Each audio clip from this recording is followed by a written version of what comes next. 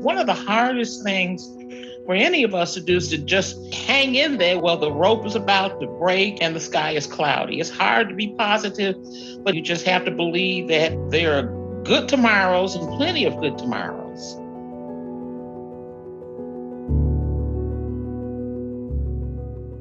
Before the pandemic, I was living in a small one-bedroom apartment. Previously, I was in a shelter.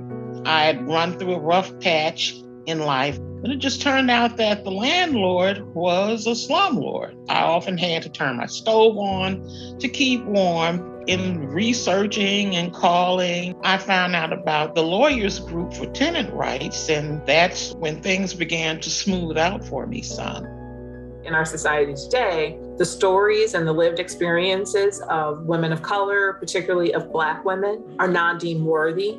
We just have these wounds that just keep getting reopened because there hasn't been an intentional focus and dedication on resources and prioritizing these communities.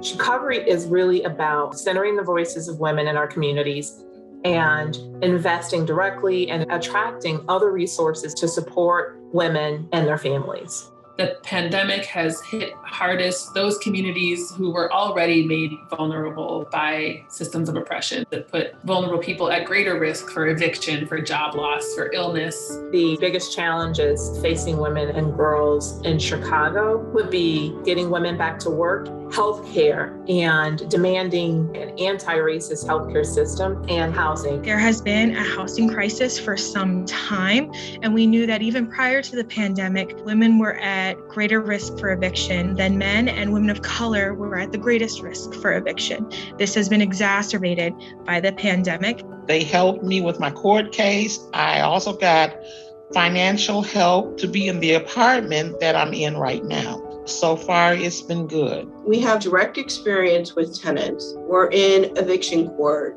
every day so that people can stay in their homes. Homelessness is a very traumatic experience for anyone. And so the end to homelessness, right?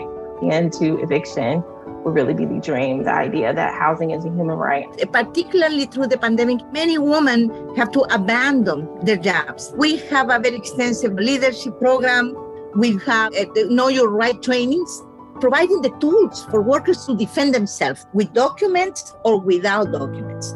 In order for us to have all families thrive and to have all women thrive, we have to be investing in care infrastructure. In order to have healthy communities and a healthy economy, people have to be able to tend to those most basic needs. And if a person can't cultivate their own individual wellness, that ripples out. We can't do it just by focusing on one problem. All of these issues are important in order for women to have a full life.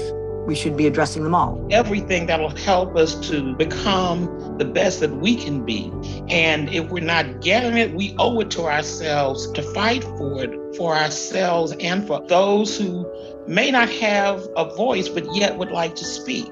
When women are taken care of, they take care of families and they uplift entire communities. I envision a world where women, girls, trans, and non-binary people can find a way to live out what her great potential is and make the contributions that will better our society.